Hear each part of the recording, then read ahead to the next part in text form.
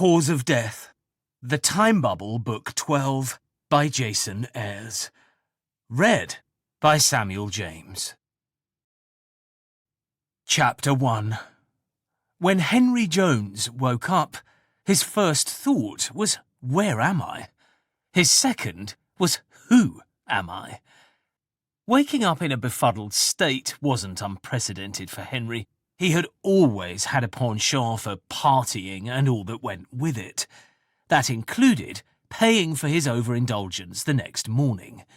Many had been the time he had found himself in unfamiliar surroundings without a clue where he was or how he had got there. Usually this confusion faded within a few moments as he regained his senses. Today, though, things were different. Not recalling how he had ended up in his current situation was the least of his worries. His mind was a blank, and not just about whatever debauched activities he had been involved in the previous evening. Most times there were some reference points to draw on, but this time there was nothing. It wasn't just last night he couldn't remember. It was every night, ever. He opened his eyes slowly and painfully to an unfamiliar view. He was lying flat on his back, staring up at a dull white ceiling. It was devoid of any features other than a dusty yellow lampshade which he struggled to focus on with his bleary, aching eyes. He turned onto his left side, bringing a pair of flimsy pale curtains into his field of vision. These covered a large window that stretched almost the full length of one side of the room. Although fully closed, the cream-coloured curtains were doing a very poor job of keeping out the daylight. The disk of sun was clearly visible through the threadbare fabric, which had seen better days.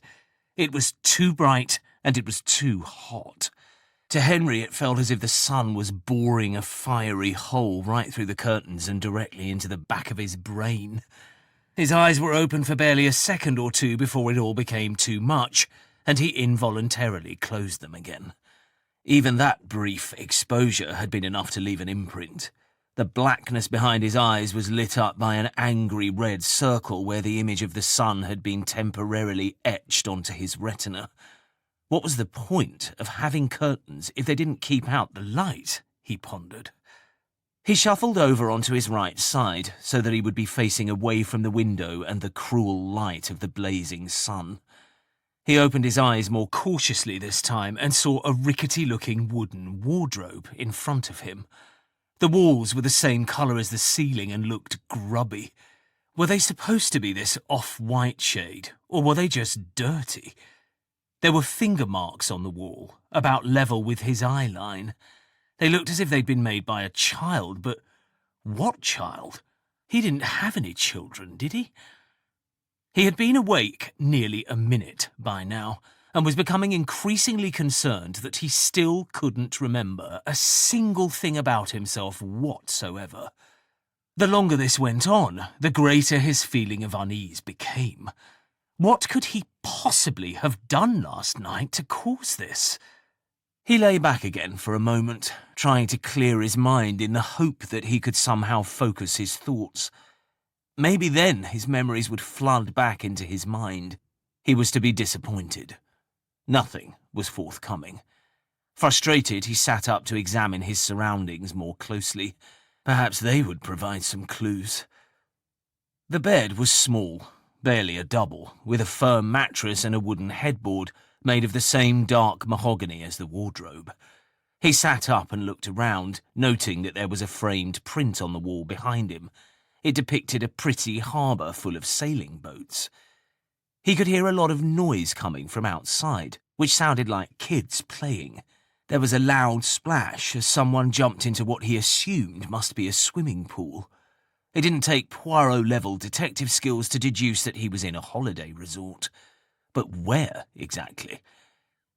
This realization provided some relief and a possible explanation.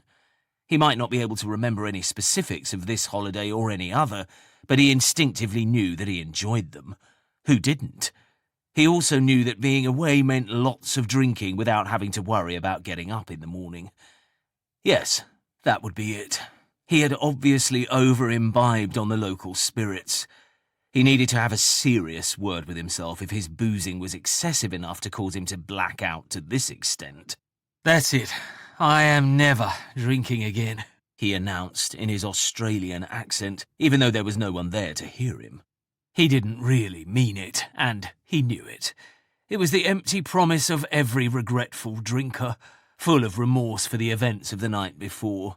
Invariably, once the next party rolled around, the behaviour would be repeated. Past indiscretions would be conveniently forgotten as the lure of the bottle drew him in again. Was it drink that was to blame this time? He felt tired and disorientated, but not hungover in the traditional sense. That always left him with a raging thirst, dry mouth, and, strangely, sore thighs. He didn't have any of those things this morning, so he couldn't automatically assume it was the booze. There might be some other explanation. Whatever that was, he wasn't going to find it sitting in bed. He stood up, wearing nothing but the underwear he must have gone to bed in, and slowly drew back one of the curtains. Despite taking care not to look directly at the sun, he still winced at the brightness. Fortunately, there was a convenient pair of sunglasses on the windowsill. They were good ones, too. Designer Ray-Bans. He couldn't recall ever seeing them before, but presumably they must be his. There was no one else here, after all. He put them on, providing welcome relief from the overpowering sunlight. The scene outside confirmed what he had already surmised. He was in an archetypal holiday resort. A path from his apartment led up to a free-form swimming pool, fringed all around by palm trees and tropical plants. He could see that his apartment was one of many that formed a large irregular circle around the pool. The pool was surrounded by white plastic sunbeds, some occupied, others covered with beach towels. The many excited children he had heard earlier were shrieking as they splashed around. He wondered what time it was. The sun was already climbing high in the clear blue sky, but without knowing where he was in the world, it was impossible to tell the time from that alone. He turned back towards the bed, wondering if there was a clock or a watch anywhere, but he couldn't find anything. Other than a small lamp on the bedside table, there was very little in the room. There was also no sign of a phone, tablet, or any other form of electrical device which might have helped him figure out where and when he was. As he thought about it, he realized it wasn't just the time he was unaware of. He didn't even know the date. He needed to get out and explore, and he couldn't do that clad in only a pair of Calvin Klein boxers. Despite his lack of memory, he sensed that he didn't normally sleep in only his underwear. However, considering how stiflingly hot it was in the room, it was understandable. There didn't seem to be any form of air conditioning in the apartment, not even as much as a fan. There was a drawer in the front of the bedside table, which he opened eagerly, wondering if he might find something useful inside. It contained only a pair of garish yellow and orange stripy shorts. In the wardrobe, he found several similarly lively shirts that seemed to have been chosen with a holiday theme in mind. He chose a rather splendid Hawaiian-style garment, depicting a beach fringed with palm trees against a sky-blue background. He felt this would blend in nicely with the scene outside. Were these his clothes? Or someone else's? He didn't even know that, but they did appeal to him. As he pulled them on, he discovered that they fitted perfectly. They must be his. There was a small metal safe with a combination keypad in the bottom of the wardrobe, but he had no idea what the code was to open it. It was frustrating because it quite likely contained documents that might shed some light on his identity. He opened the door out of the room, which led to an open-plan living and kitchen area. It was furnished in conservatory-style furniture with wicker chairs covered by light blue padding. The walls were the same colour as in the bedroom, with prominent stains in places where nobody had ever bothered to clean. There were a few more pictures on the walls, portraying further scenes of island life. He couldn't find a scrap of food in the tiny kitchen, or even anything to drink. As he searched, nothing he saw triggered even the tiniest hint of a recollection about his life. No matter how hard he tried, he couldn't summon up a single coherent thought. One thing he did know, though, was that he was hungry. Perhaps a decent breakfast would help. He was dressed, but he didn't feel particularly clean or presentable. He located the bathroom, which was through a door next to the bedroom, and went to freshen up. He might not have had any food in the apartment, but he was relieved to see that he had a full complement of toiletries. There was also a mirror above the sink. With a start, he realised that he didn't even know what he looked like, so headed over to the sink to find out. He was pleased to see that he had a young face, free of the telltale lines of aging. Inside, he felt as if he were much older, but this was the face of a young man. His youthful eyes were clear and blue, with no hint of a rough night behind him, so perhaps his memory loss wasn't to do with the drink. His most distinguishing feature was a mop of curly, bright red hair which ran wild and free. To his relief, seeing this prompted the first memory of any kind since he had woken up. He was reminded of a time he had visited the UK, when he had been drinking in a pub, and some older friends had said he looked like a young Mick Hucknall. Henry hadn't known who that was at the time, but later found out that he was an old pop star from the last century. Simply Red, the band with whom Hucknall had been lead singer, had been before his time. Henry hadn't been born until 1997, and the band hadn't been as big in his native Australia as they had in Britain. As he looked in the mirror, he tried to work out how old he was now. 25? He couldn't remember exactly, but he could see from his reflection that he was in his prime. Did he have a partner? He tried to think. A few vague memories of encounters with various girlfriends flashed through his mind, but there was no one here with him now. There was no sign that anyone else was staying in the apartment, and that included kids, much to his relief. The finger marks he had seen earlier must have been from previous occupants. He was a little stubbly, but a swift, wet shave took care of that. It took a fair while, as the flow of the hot water was barely a dribble. He didn't know what star rating this resort had, but it was a fair bet it wasn't a 5. He would love to see what people on TripAdvisor had to say about it. It was strange that he knew what TripAdvisor was, but not the name of the hotel he was staying in. When he was finished, he rubbed his fingers over his wonderfully smooth skin before applying a little aftershave he had found within his extensive collection of toiletries. Then he returned to the main living area, where he was delighted to discover a wallet in the pocket of a pair of jeans. These had been carelessly discarded on the kitchen floor for reasons unknown, presumably the previous evening. To his relief, he discovered that the wallet was stuffed with euros. The only other item was a membership card from a tennis club in Canberra with the name Henry Jones on it. At least he knew what his name was now. Strangely, that was all there was. There was no driving licence, no credit cards, no receipts, and no other documents that might shed further light on the situation. Still, it narrowed things down a little as regards his location. He must be somewhere within the Eurozone. A thorough search of every other drawer and cupboard in the apartment proved mostly fruitless. It seemed he had no phone or any other electronic device. The one thing he did find was a basic digital watch, one of the old-fashioned Casio types. This revealed that it was mid-morning, so hopefully not too late for breakfast.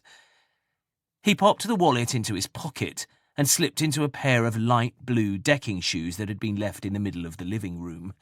What he assumed to be the key to the apartment was hanging on a hook, close to the patio doors that faced out towards the pool. He grabbed it, unlocked the door, and headed outside. It was blindingly bright outside, and he immediately had to go back in.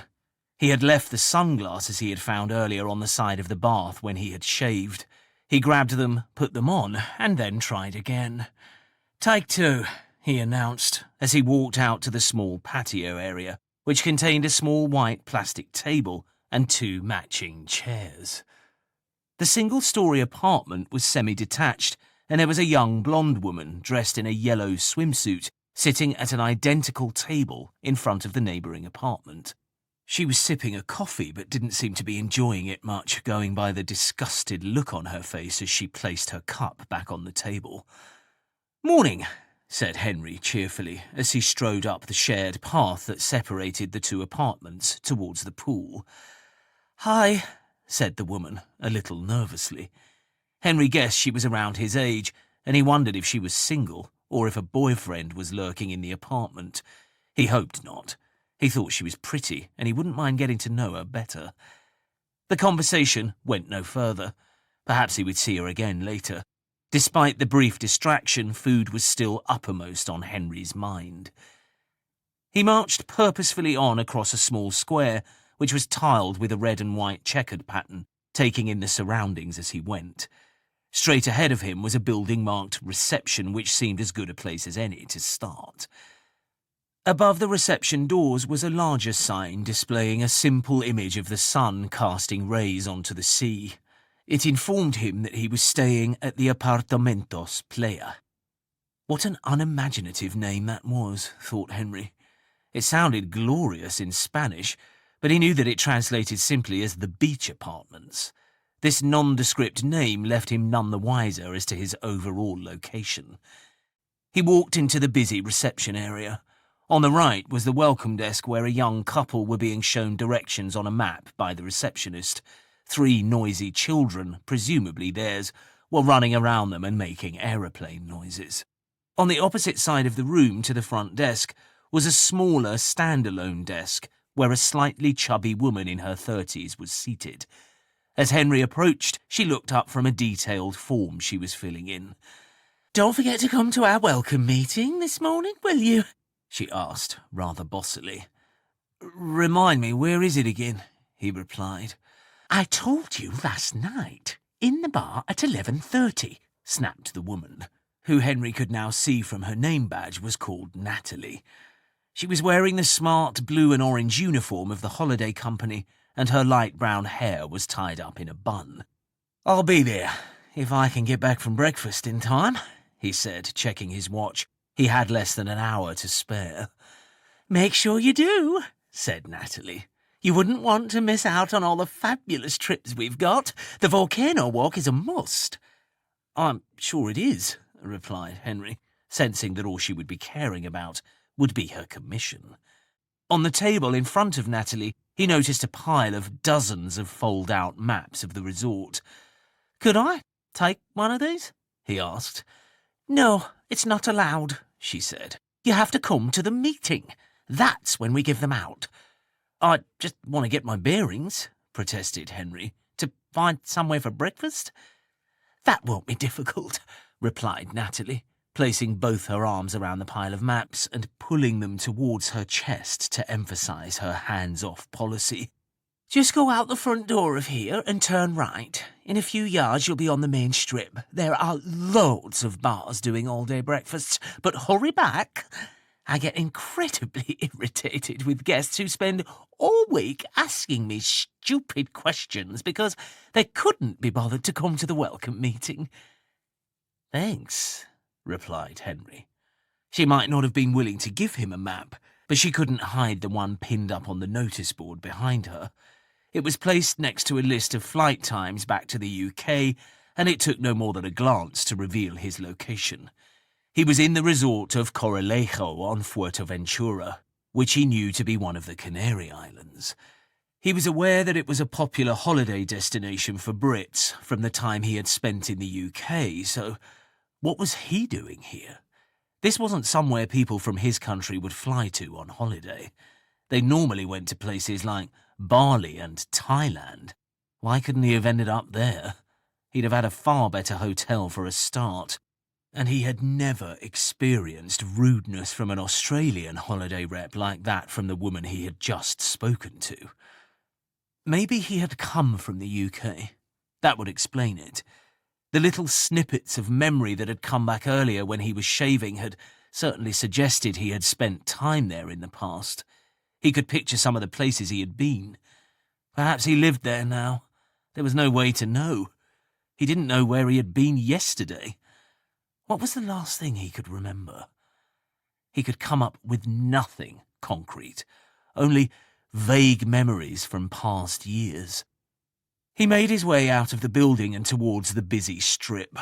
The sun was climbing higher in the sky and he could feel it burning into his skin. He would have to be careful. He sensed that with his red hair and pale skin he would burn easily. It wouldn't do to stay out here unprotected for too long. He reached the main strip, where a never-ending stream of black and white taxis travelled up and down, occasionally beeping their horns for no apparent reason.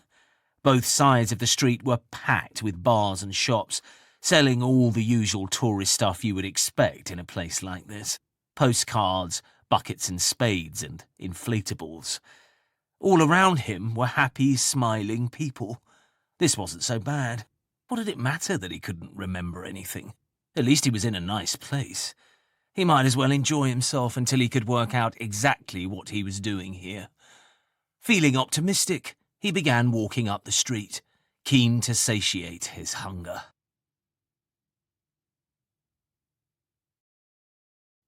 Chapter 2. The first cafe Henry came to was called the Lancashire Rose. It had a board outside advertising a full English breakfast including tea or coffee for €5. Although Henry couldn't remember details of his previous travels in Europe, he was familiar enough with the currency to sense that this was great value. Most of the seating was outside, open to the elements, with a smaller area protected by a gazebo, presumably for rare days when it rained. Henry assumed that wasn't too often in this climate. There was also an outside bar, though this wasn't currently manned. It was probably for later in the day and the evening. It was quiet outside the cafe. The only customers were a middle-aged couple who were tucking into what looked like a decent meal from Henry's vantage point on the pavement outside.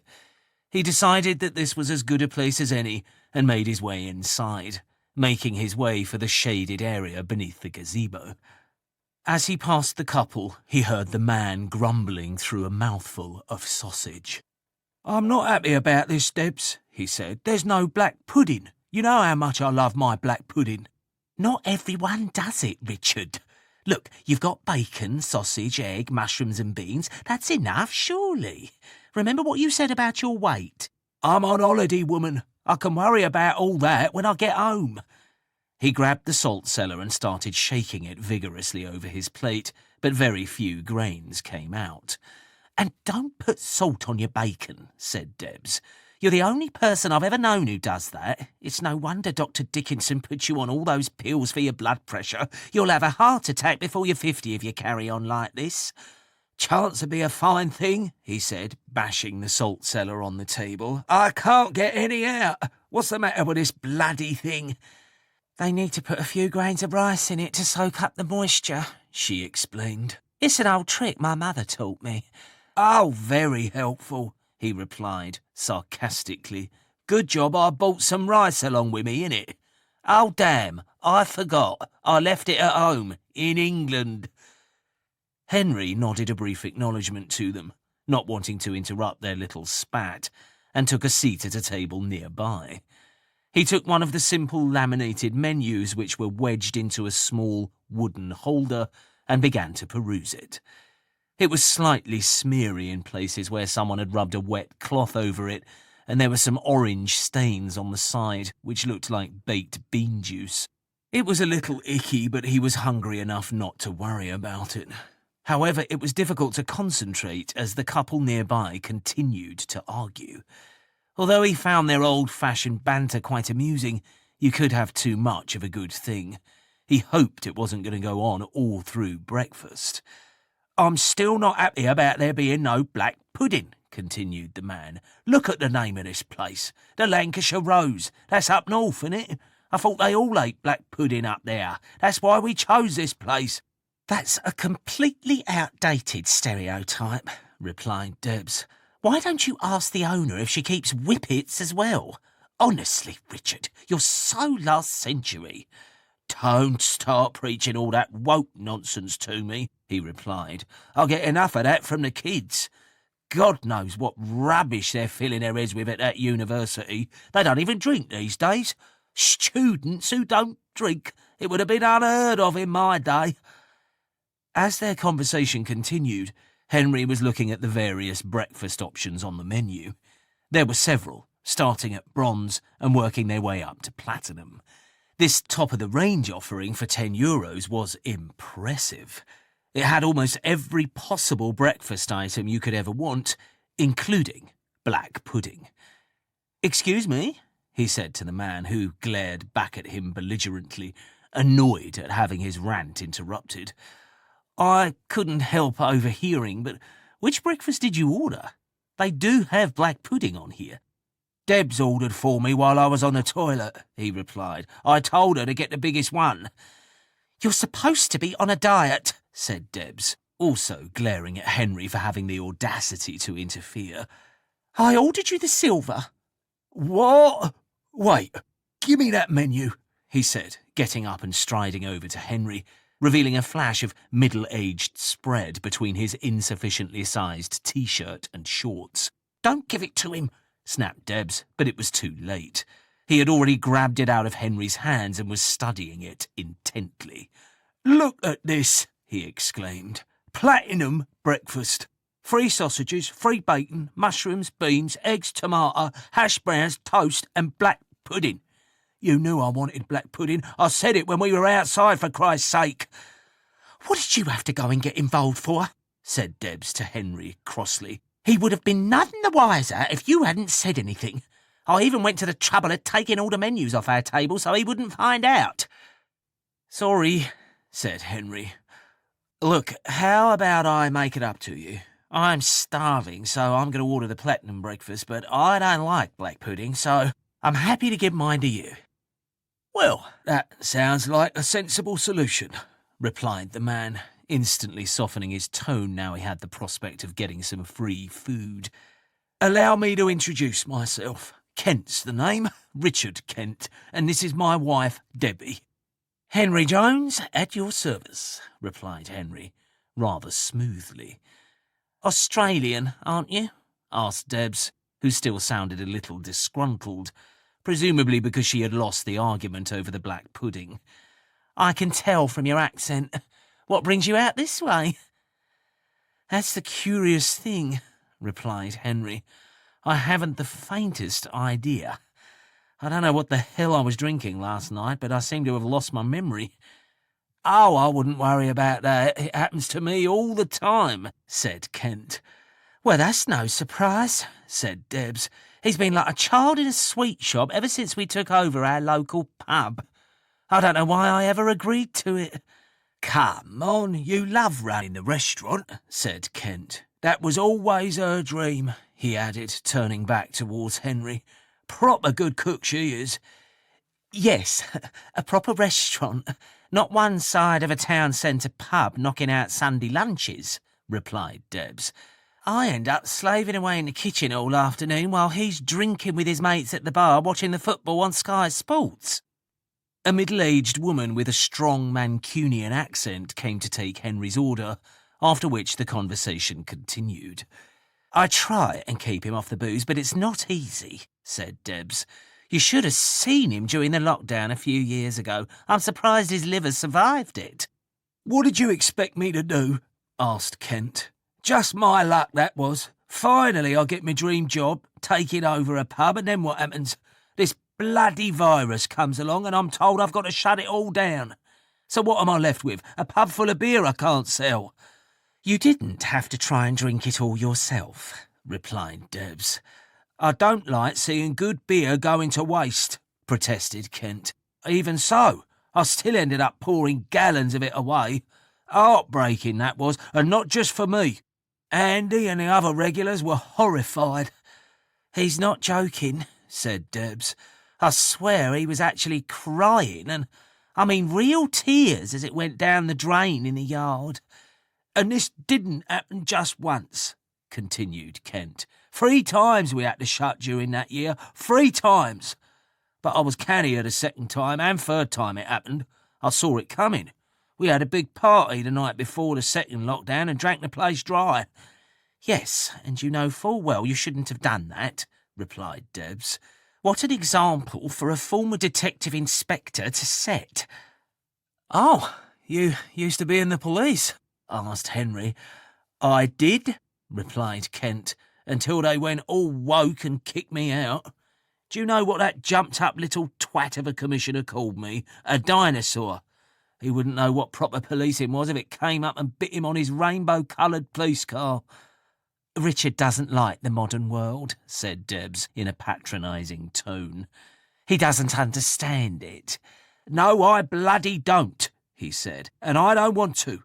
The whole place has gone utterly mad. It's not the world we grew up in, Debs, and you know it."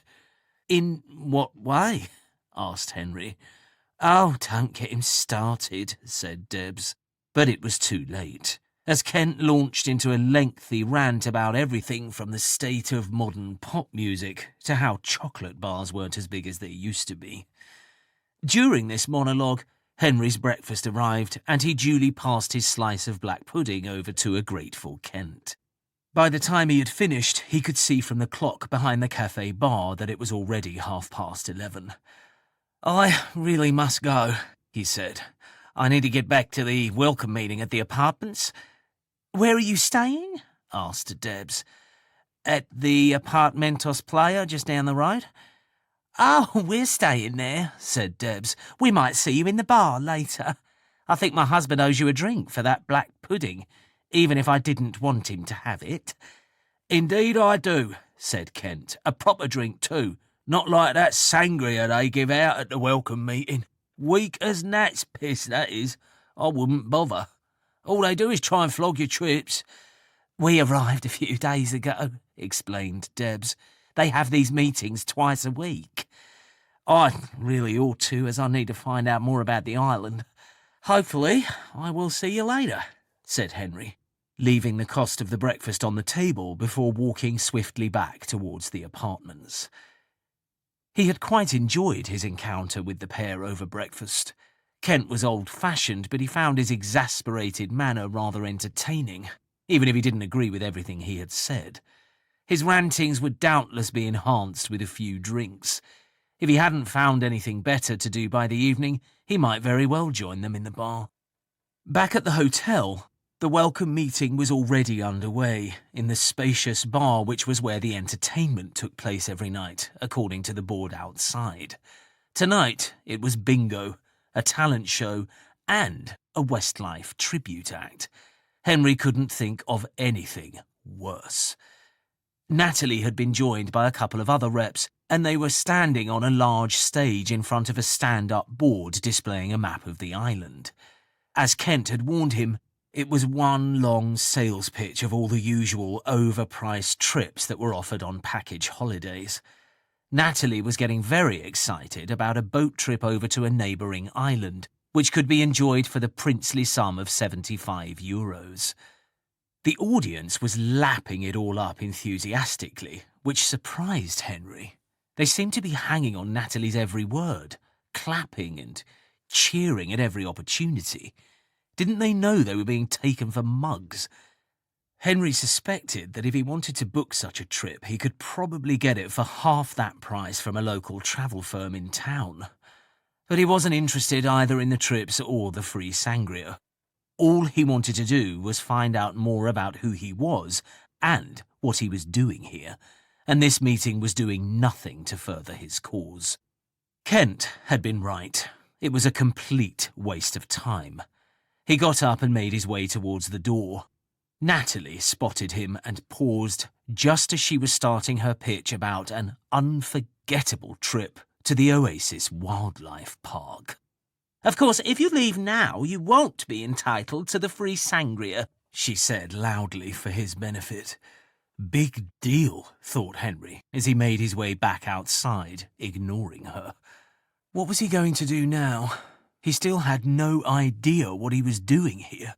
He hadn't even managed to get one of Natalie's maps, and he doubted she would be willing to let him have one now. Perhaps it would all come back, given time. There seemed little point in stressing over it any further. He was in a holiday resort with a wallet full of the local currency. However he had ended up here, he might as well enjoy it.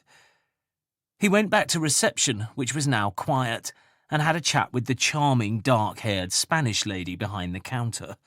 She told him all about the island, recommending places to go, refreshingly free from the hard-sell tactics of the reps. If you wanted an unbiased view, it was better to ask the locals. Sometime later, he disembarked from the bus that had taken him out of town to the expansive beaches which stretched for miles along the coastline. A trip to one of the shops on the main strip had provided him with everything he needed for a day at the beach. This included the most vital item for someone with skin as tender as his, a bottle of Factor 50 sun cream. Along with the large straw hat he was now wearing, he ought to be well protected. Everything else he needed, such as food and drink, was packed neatly into a light blue backpack. The shoreline was a hive of activity, with dozens of fit young people windsurfing, kayaking and paragliding.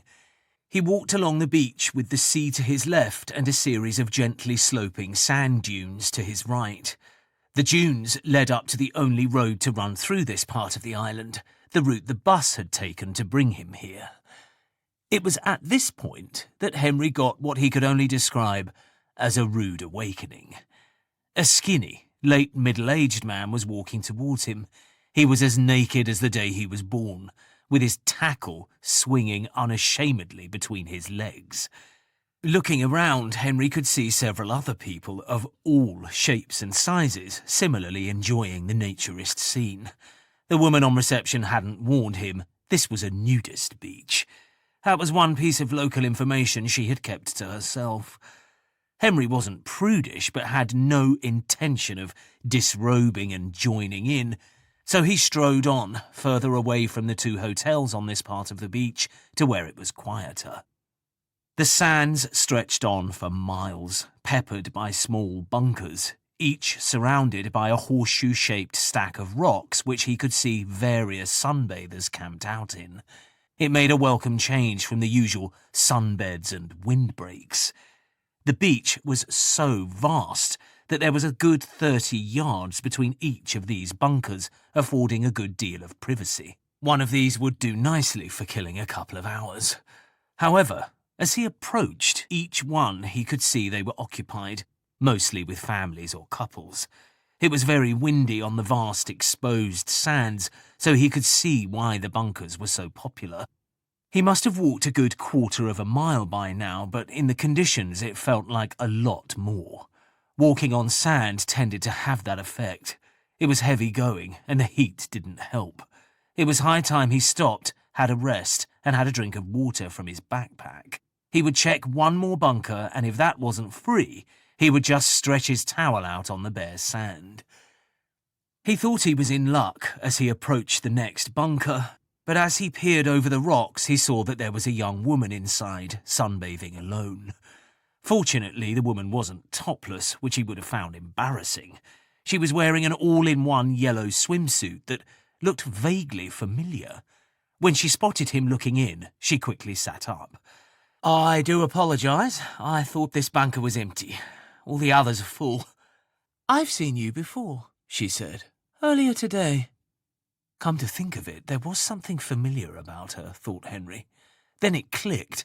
He had seen her before. That's why he recognised her outfit. "Of course," he said. "The apartments. You're next door to me. I saw you this morning. My name's Henry." "I'm Alice," she replied. "Look, since we're neighbours and there aren't any other bunkers, you're welcome to share mine as long as you're not going to strip off like that lot back there." "That's very kind of you, Alice," he replied, warming to the young woman. "And no, don't worry, I'll be keeping my shorts on. I had a bit of a shock when I first arrived on this beach too." He walked into the bunker and opened his backpack, pulling out a colourful towel with a map of the island on it. "Nice shirt," she said, with only a tinge of sarcasm. Henry was still wearing the Hawaiian top he had put on that morning. "Well, you've got to get into the holiday spirit, haven't you?" he replied. Fortunately, he was already wearing his swimming shorts, so he wouldn't have to worry about changing in front of her. "Tell me, what's a nice girl like you doing on holiday on her own?" he asked. As soon as he had come out with it, he realised it must have sounded like the corniest chat-up line going, but she didn't seem bothered. "You know, that's the strangest thing," she replied. but I can't remember." "How odd," said Henry. "Neither can I." He took a bottle of water out of his backpack and took a long, cool swig. He was baking after his long trudge through the sand and was desperate to get into the water to cool off. But as he looked down to the shoreline, he saw something rather perplexing. "And that's even odder. Where's the sea gone?" Alice followed his gaze. He was right. The shoreline that had until a few moments ago been about 100 yards away was now almost a mile in the distance. They could also see that the windsurfers further back up on the nudist part of the beach seemed to have been left high and dry. "How can the tide go out that fast?" asked Henry. "Is it because we're closer to the equator, like when the sun goes down more quickly?" "It doesn't work like that," said Alice, hurriedly getting to her feet with a worried look on her face. "This isn't good. This isn't good at all." Her concerned demeanour was unsettling Henry. "What's wrong?" "There's only one thing that can make the sea drain away that fast," replied Alice, "and that is if there is a tsunami coming." "Here?" asked Henry. "But wouldn't we have been given some sort of warning?" "Not necessarily," said Alice. "This is an unstable part of the world. There is a volcano on nearby La Palma that could trigger a huge landslide if it ever erupted. If it did, it would create a tsunami to rival that of the Boxing Day disaster of 2004. It would reach us here very quickly." "How do you know all this stuff?" asked Henry. "I don't know how I know," replied Alice. "My memory is shot to pieces. But the one thing I do know is that we have to get to higher ground, and fast." "I think I can see it," said Henry, staring fascinatedly out at sea at what appeared to be a large wall of water approaching in the far distance. It was transfixing, and he couldn't tear his eyes away. How far away was it? 2 miles, maybe 3? "Leave your stuff and run now," she implored him. "Come on, your life depends on it." She began running barefoot up the beach towards the rolling dunes that stretched out above them. "Run!" she screamed. Not just at him, but at the few scattered holidaymakers within earshot.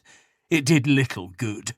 They seemed oblivious to what was going on, just wandering around like mindless automatons. But Henry quickly snapped out of his trance and began following her at speed. The dunes behind the beach sloped upwards, but Henry feared they weren't going to be able to get high enough. He was close behind Alice as they climbed further and risked a look back. He soon wished he hadn't.